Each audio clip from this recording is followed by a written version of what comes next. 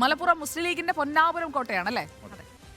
തനിച്ചു നിന്നാലും ലീഗ് വിജയിക്കുന്ന മണ്ഡലമാണ്, അത്രയ്ക്കുറപ്പാണ്. മലപ്പുറത്തിന്റെ തെരഞ്ഞെടുപ്പ് ചരിത്രവും കണക്കും എന്നും പച്ച പുതച്ചു തന്നെയാണ്. ഉപതെരഞ്ഞെടുപ്പുകളടക്കം 19 എണ്ണത്തിൽ 18 ജയിച്ചത് മുസ്ലിം ലീഗാണ്.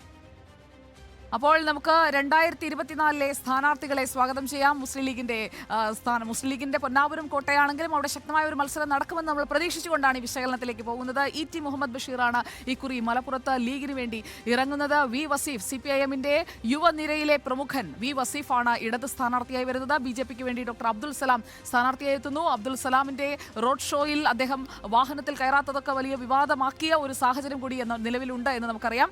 2019 തെരഞ്ഞെടുപ്പ് ഫലത്തിലേക്ക് നമ്മൾ വരാം. 2019 തെരഞ്ഞെടുപ്പ് ഫലം അത് എത്രമാത്രം ലീഗിന് ആത്മവിശ്വാസം നൽകുന്നതാണ് എന്നത് നമുക്ക് നോക്കണം. അതിനുശേഷം ഉപതെരഞ്ഞെടുപ്പിലേക്ക് വരണം. കാരണം പി കെ കുഞ്ഞാലിക്കുട്ടി വിജയിച്ച ശേഷം ഉപതെരഞ്ഞെടുപ്പ് നടന്ന ലോക്സഭാ മണ്ഡലമാണ് മലപ്പുറം. 2019 തെരഞ്ഞെടുപ്പ് ഫലം നിൽക്കുന്നത് ഇങ്ങനെയാണ്. പി കെ കുഞ്ഞാലിക്കുട്ടി അന്ന് നേടിയ വോട്ടുകൾ 5,89,773 ഇടതുപക്ഷത്തിന് വേണ്ടി അന്ന് VP സാനുവാണ് ഇറങ്ങിയത്. 3,29,720 വോട്ടുകൾ VP സാനു പിടിച്ചു. ഉണ്ണികൃഷ്ണനായിരുന്നു NDA സ്ഥാനാർത്ഥി. 82,332 വോട്ടുകളാണ് NDAക്ക് അവിടെ മലപ്പുറത്ത് കിട്ടിയത്. ഭൂരിപക്ഷം എന്ന് പറയുന്നത് 2.5 ലക്ഷം കടന്നു. 2,60,153 വോട്ടുകളുടെ ഭൂരിപക്ഷത്തിലാണ് പി കെ കുഞ്ഞാലിക്കുട്ടി ജയിച്ചത്. അത് കഴിഞ്ഞ് നിയമസഭയിലേക്ക് അദ്ദേഹം പോകുമ്പോൾ ഉപതെരഞ്ഞെടുപ്പ് നടക്കുകയാണ്. 2021 ലോക്സഭാ ഉപതെരഞ്ഞെടുപ്പ് ഫലത്തിലേക്ക് കൂടി വന്നു കഴിഞ്ഞാൽ മലപ്പുറത്തിറങ്ങുന്നു അബ്ദുൾ സമദ് സമദാനി. സമദാനിക്ക് അന്ന് കിട്ടിയത് 5,38,248 വോട്ടുകളാണ്. ഇടത് സ്ഥാനാർത്ഥിക്ക് മാറ്റമില്ല. VP സാനു തന്നെ. സാനു വോട്ട് ഉയർത്തുന്നുണ്ട്. ഏറ്റവും പ്രധാനപ്പെട്ട കാര്യം അതാണ്. 4,23,633 വോട്ടുകളാണ് VP സാനു നേടിയത്. AP അബ്ദുള്ളക്കുട്ടിയാണ് NDAക്ക് വേണ്ടി ഇറങ്ങിയത്. 68,935 വോട്ടുകളാണ് AP അബ്ദുള്ളക്കുട്ടിക്ക് മലപ്പുറത്ത് സമാഹരിക്കാൻ കഴിഞ്ഞത്. ഭൂരിപക്ഷം 1,14,692 അവിടെ കുറയ്ക്കാൻ VP സാനു എന്ന യുവരക്തത്തിന് കഴിഞ്ഞു എന്നുള്ളതാണ് ഏറ്റവും പ്രധാനപ്പെട്ട കാര്യം. നമ്മൾ ഇനി വോട്ട് ശതമാനത്തിലേക്ക് കൂടി വരികയാണ്. 2019 ലോക്സഭാ തെരഞ്ഞെടുപ്പിലെ വോട്ട് ശതമാനമാണ് നമ്മൾ പരിശോധിക്കുന്നത്. UDF-നും LDF-നും തമ്മിലുള്ള അന്തരം വളരെ വലുതാണ് എന്നുള്ളത് പ്രേക്ഷകർക്ക് ഇതിനകം മനസ്സിലായി കാണും. 57.01% UDF നേടുമ്പോൾ LDF-ന് സമാഹരിക്കാൻ കഴിയുന്നത് 31.87%. അതായത് 26% വ്യത്യാസം അവിടെ സംഭവിക്കുകയാണ്. NDAക്ക് 7.96%. 2021 ഉപതെരഞ്ഞെടുപ്പിന്റെ വോട്ട് ശതമാനം കൂടി പറയാം. കാരണം തൊട്ടടുത്ത് നടന്ന തെരഞ്ഞെടുപ്പ് അതാണല്ലോ. അപ്പോൾ 2021 ലോക്സഭാ ഉപതെരഞ്ഞെടുപ്പിൽ മലപ്പുറത്തിന്റെ വോട്ടിംഗ് പാറ്റേൺ അതിൽ എത്ര അന്തരമുണ്ട്? അന്തരം കുറയ്ക്കാൻ കഴിഞ്ഞിട്ടുണ്ട് നിശ്ചയമായും. UDF-ന് 48.96, LDF 38.53, NDA 6.27, അതായത് 10% കുറയുന്നു. ഇനി 2021 വരാം. 2021 നിയമസഭാ തെരഞ്ഞെടുപ്പിൽ എങ്ങനെയാണ് മലപ്പുറത്തെ 7 നിയോജക മണ്ഡലങ്ങൾ ചിന്തിച്ചത്? കൊണ്ടോട്ടിയും മഞ്ചേരിയും പെരിന്തൽമണ്ണയും ഒക്കെയുള്ള മലപ്പുറത്തിന്റെ മണ്ണ് ചിന്തിച്ചത് എങ്ങനെയാണ് എന്ന് നോക്കിയാൽ ഉത്തരം വ്യക്തമാണ്. പൂർണ്ണമായും UDF-നൊപ്പമാണ്, അല്ലെങ്കിൽ ലീഗിന്റെ പൊന്നാപുരം കോട്ടയെന്ന് പറയുന്നത് അതുകൊണ്ടൊക്കെ തന്നെയാണ്. കൊണ്ടോട്ടിയും മഞ്ചേരിയും പെരിന്തൽമണ്ണയും മങ്കടയും മലപ്പുറവും വേങ്ങരയും വള്ളിക്കുന്നുമെല്ലാം UDF-നൊപ്പം തന്നെയാണ്. സാമുദായിക വോട്ടുകൾ പരിശോധിച്ചു കഴിഞ്ഞാൽ കൃത്യമായി നമുക്കറിയാം മലപ്പുറം എന്ന് പറയുന്നത് മുസ്ലിം ഭൂരിപക്ഷ മണ്ഡലമാണ്. അവിടെ സാമുദായിക വോട്ടുകൾ പ്രധാനപ്പെട്ട ഘടകമാണ്. അതുകൊണ്ട് തന്നെ ലീഗിനുള്ള ആധിപത്യം തുടരാൻ തന്നെയാണ് സാധ്യതയും. ഹിന്ദു വോട്ടുകൾ 30.6% മലപ്പുറത്ത്.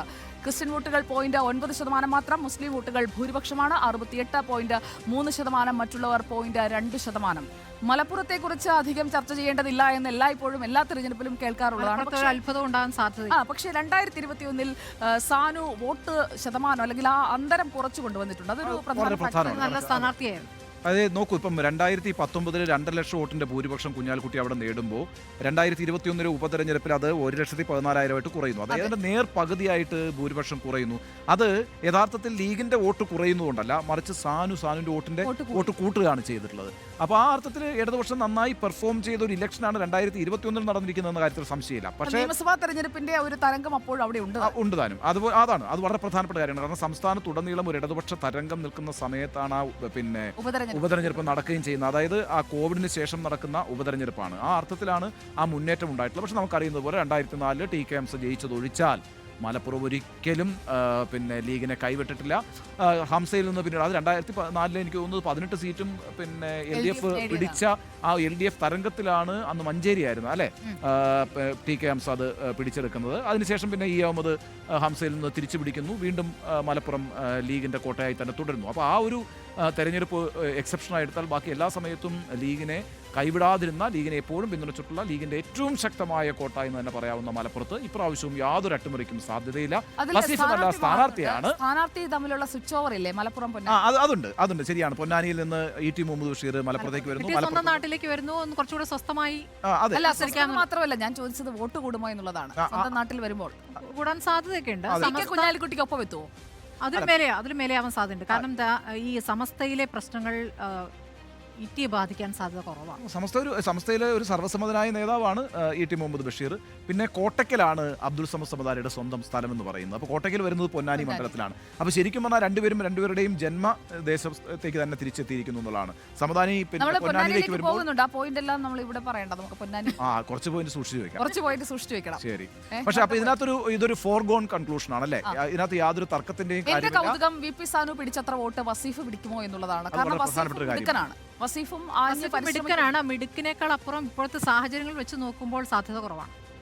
നല്ല ആൾക്കൂട്ടമുണ്ട് വി വസീഫിന്റെ റാലികളിൽ. അതൊക്കെ വോട്ടായി കൺവേർട്ട് ചെയ്യുകയാണെങ്കിൽ, കാരണം യൂത്ത് എന്ന് പറയുന്നത്, പിന്നെ പി കെ കുഞ്ഞാലിക്കുട്ടിയോ അല്ലെങ്കിൽ ഇ.ടി. മുഹമ്മദ് ബഷീറോ എന്നുള്ള ചോദ്യത്തിന് പി കെ കുഞ്ഞാലിക്കുട്ടിയുടെ അത്രയും അക്സെപ്റ്റൻസും അത്രയും വോട്ട് ഉയർത്താനും ഇ.ടിക്ക് കഴിയുമോ എന്നുള്ളതിൽ എനിക്ക് സംശയമുണ്ട്. കാരണം പി കെ കുഞ്ഞാലിക്കുട്ടി കുറച്ചുകൂടി നോൺ ഫിഗറാണ്, നന്നായി രാഷ്ട്രീയത്തിൽ അല്ലെങ്കിൽ വ്യക്തികളുമായി അടുപ്പം സൂക്ഷിക്കാൻ. ലീഗിന്റെ നിലപാട് എടുക്കാത്ത ചില വിഷയങ്ങളൊക്കെ വരുമ്പോഴൊക്കെ നിലപാട് പറയുന്ന ഒരാളായിട്ട് ഇ.ടി വന്നിട്ടുണ്ട്. അതായത് ലീഗിനകത്തെ ലീഗ് അണികളുടെ വികാരം മനസ്സിലാക്കിയുള്ള പ്രതികരണം നടത്തിയിട്ടില്ല. എന്തായാലും പലപ്പോഴും അങ്ങനെയല്ലാത്തൊരു പ്രതികരണമാണ് പി കെ കുഞ്ഞാലിക്കുട്ടി. രണ്ട് കാര്യങ്ങളോട് നമ്മളൊന്ന് പറഞ്ഞു പോകണം ഇവിടെ മലപ്പുറത്ത്. ഒന്ന്, ഈ CAA വിഷയം, അക്കാര്യം ഒരു വളരെ പ്രധാനപ്പെട്ട വിഷയമാണ്. രണ്ട്, UCC യൂണിഫോം സിവിൽ കോഡിന്റെ വിഷയം. ഈ രണ്ട് വിഷയങ്ങളിലും ഇടതുപക്ഷം എടുത്തിരിക്കുന്ന നിലപാടും മുൻകൈയും വളരെ പ്രധാനപ്പെട്ട ഒരു കാര്യമാണ്. അത് മാത്രവുമല്ല, നിങ്ങൾ നോക്കിയാൽ മലപ്പുറത്ത് ഈ നവകേരള സദസ്സ് വലിയ രീതിയിൽ കണ്ടക്ട് ചെയ്യപ്പെട്ടിട്ടുണ്ട്. അത് സംശയമില്ല. കാരണം വെച്ചാൽ അവിടെ നല്ല ജനപിന്തുണ ഉറപ്പാക്കുന്നതിൽ CPM വിജയിച്ചിട്ടുമുണ്ട് ഈ നവകേരള സദസ്സ്. അതായത് ഒരു MLA പോലും ഇല്ലായിരുന്നിട്ടും ഈ മലപ്പുറം ലോക്സഭാ മണ്ഡലത്തിൽ അതാണ്. കാരണം വെച്ചാൽ അവിടെ ആ ജില്ലയിൽ തന്നെ MLA, ആ മണ്ഡലത്തിൽ തന്നെ ഒറ്റ MLA പോലും ഇല്ലല്ലോ. അപ്പോൾ സാധാരണ MLA-മാരാണല്ലോ അവിടെ ഹോസ്റ്റ് ചെയ്യേണ്ടത്. പക്ഷേ അതില്ല. അപ്പോൾ എല്ലാം പ്രതിപക്ഷ പാർട്ടികളിലായിരുന്നതുകൊണ്ട് ആ MLA-മാരില്ലാതെ തന്നെ കറക്റ്റാണ് സുജയ പറഞ്ഞത്. ആ രീതിയിൽ വലിയ രീതിയിൽ നവകേരള സദസ്സ് കണ്ടക്ട് ചെയ്തിട്ടുണ്ട്. വലിയ പ്രതിഷേധങ്ങളില്ലാതെ കണ്ടക്ട് ചെയ്തിട്ടുണ്ട്. MSF മലപ്പുറത്ത് ഒരു പ്രശ്നം ഉണ്ടാക്കിയത് ഒഴിച്ചാൽ അവിടെ അടിയും ബഹളമൊന്നും ഉണ്ടായില്ല. അടിയും പിടിയും വേണ്ട എന്ന് പി കെ കുഞ്ഞാലിക്കുട്ടി എടുക്കുന്നുണ്ടായിരുന്നു. അപ്പോൾ ആ അർത്ഥത്തിലൊക്കെ ഒരു എന്താ പറയുക, നല്ല പെർഫോമൻസ് ആണ് 2021 മുതൽ ഇങ്ങോട്ട് എടുക്കുമ്പോൾ ഇടതുപക്ഷത്തിന് അനുകൂലമായി ചിന്തിക്കുന്ന ഒരു അന്തരീക്ഷമൊക്കെ അവിടെ വികസിച്ചു വരുന്നു. അബ്ദുൽ സലാം ഫാക്ടർ, അതായത് ഇതുവരെ പ്രഖ്യാപിച്ച പട്ടികയിലെ ഏക മുസ്ലിം സ്ഥാനാർത്ഥിയാണ്. അബ്ദുൽ സലാമിന്റെ കാര്യം വലിയ കഷ്ടത്തിലായിപ്പോയി എന്ന് പറയാതിരിക്കാൻ നിർവാഹമില്ല.